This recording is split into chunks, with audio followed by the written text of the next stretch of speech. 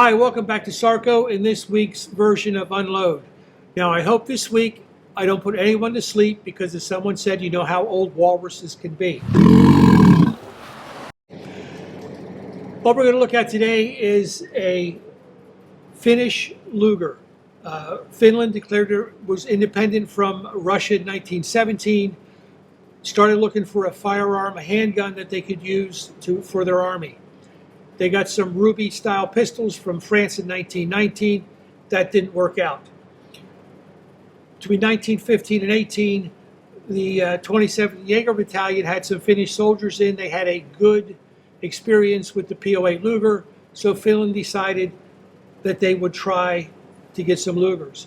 Now, unfortunately, the Treaty of Versailles didn't allow German manufacturers. They restricted barrel length and caliber for any firearms made. So in 1923, about 8,000 were acquired from DWM, commercial Lugers. The barrel was a little bit different size than the standard Luger, and the caliber was 7.65 rather than the preferred 9mm. Finland purchased about 8,000, and the Civil Guard and civilians, through importers, purchased about 2,000. So in Finland, we have about 10,000 Lugers. They were called the M23, Pistol 23. That's what we have right here.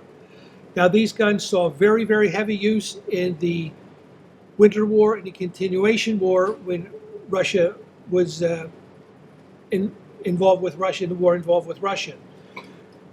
Being on the front line, a lot of pistols were lost, constantly going back to be repaired.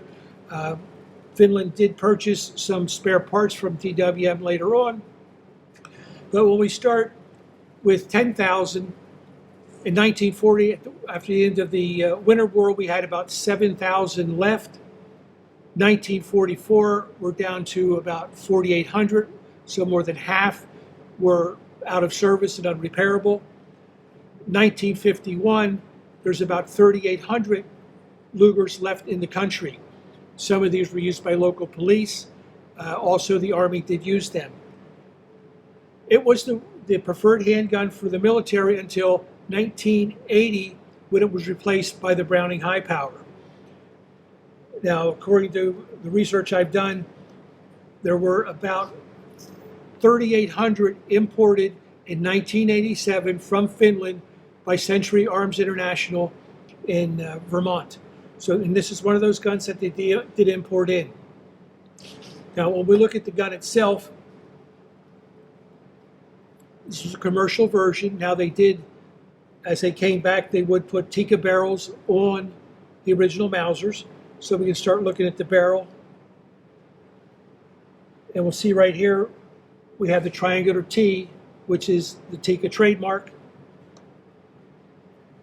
When we look at the side of the left side of the gun, we see the commercial proof, which was the Crown N, which was used in Germany at the time.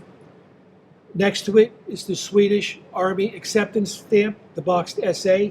This box is a little open on top. There's always some discussion about if the box should be opened or closed. I have Finnish firearms with both versions of it. Top of the toggle, we have DWM, the original manufacturer. One improvement the Finns did too was the sights. The rear sight has a little bit larger area to view through, and the front sight is thicker. That was done so the guns could be shot more accurately. Numbers on the gun, 900 and 900. So I don't know. I don't have the information. Did they renumber guns as they came in? That I'm not sure of, but it does have those two matching numbers. On the side of the grip, we have an SA. Until 1940, there would be a unit disc in here. There was an order that came down to remove the unit disc. Reason being, if a soldier got captured or his gun got found, the enemy could tell, okay, here's the battalion he's with, so that they could make plans. They just didn't want that information out. It's an excellent gun. Like I say, imported by Century.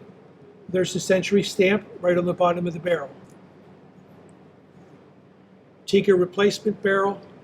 Excellent gun. Now, as an accessory for this, there's also a Luger tool with the SA box stamp on it that would come with the gun.